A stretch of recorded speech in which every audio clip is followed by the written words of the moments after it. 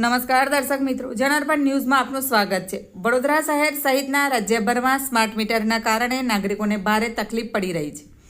છાસવારે આડેધડ આપવામાં આવેલા મોટી રકમના બિલ અને વીજ પુરવઠો ખોરવાઈ જવાની ફરિયાદો ઉઠી છે। ત્યારે ગતરોજ મક્કરપુરા વિસ્તારમાં એક રહેઠાણ ફ્લેટમાં સ્માર્ટ મીટરનો વીજ પુરવઠો બંધ થઈ જતા રહીશોને અંધારામાં રહેવાની ફરજ પડી છે।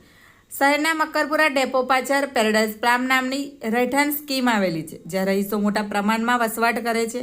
થોડા સમય પહેલાં સાદા મીટરના બદલે વીજ કંપનીએ સ્માર્ટ મીટર ઇન્સ્ટોલ કર્યા હતા, જ્યારે ગતરોજ અચાનક સોસાયટીના કોમન મીટરના 20,000 બિલ બાકી હોવાનો મેસેજ આવીને આપોઆપ વીજ પુરવઠો બંધ થયો હતો। કોમન વીજ પુરવઠો બંધ થઈ જતાં સોસાયટીની કોમન સેવાઓ જેવી કે લાઇટ, લિફ્ટ અને પાણીની મોટર સહિત તમામ સુવિધાઓ બંધ પડી ગઈ હતી। સોસાયટીના રહીશોએ તાત્કાલિક વીજ પુરવઠો પરત આવે તે માટે 20,000નું બાકી ચૂકવણું કરી દીધું હોવા છતાં વીજ પુરવઠો રિસ્ટોર થયો ન હતો, જેને કારણે રહીશો રોષે ભરાયા હતા। અત્રે ઉલ્લેખનીય છે કે વીજ કંપની દ્વારા લગાવવામાં આવેલા સ્માર્ટ મીટર ગ્રાહકો માટે માથાનો દુખાવો થયા છે। નાગરિકોના વ્યક્તિગત મીટરમાં તકલીફ આવે તો તેઓ તાત્કાલિક પેમેન્ટ કરીને મીટર શરૂ કરી દે છે, જેમાં એકાદી પરિવારને વેઠવાનો વારો આવે છે, જેની સામે સોસાયટીમાં લાગેલા કોમન મીટરમાં અચાનક વીજ પુરવઠો બંધ થઈ જાય તો સમગ્ર સોસાયટીના રહીશો મુશ્કેલીમાં મુકાઈ જાય છે। Bureau report, જનાર્પણ news. આવા જ નવા સમાચાર જોવા માટે જોડાઈને રહો જનાર્પણ ન્યૂઝ સાથે। અમારી ચેનલને લાઇક કરો, શેર કરો, સબસ્ક્રાઇબ કરો। ધન્યવાદ। આ મકરપુરા વિસ્તાર છે, એરપોર્ટની પાછળ હવેલીથી અંદર પેરાડાઇઝ આલમ બી ટાવર। હવે કેટલા વાગ્યાથી લાઇટ નહીં? હવે લાઇટ 3 વાગ્યાથી ગઈ છે અને અમને કંઈક જાણકારી છે નહીં। અમે અમારા ઇલેક્ટ્રિશિયન બોલાવ્યો તો અમે તપાસ કરાવડાવી, પણ એમને કીધું કે અમારું કામ નથી, જેબીનું કામ છે। તમે જીબીમાં જ્યારે સંપર્ક કર્યો ત્યારે તેઓથી શું કીધું?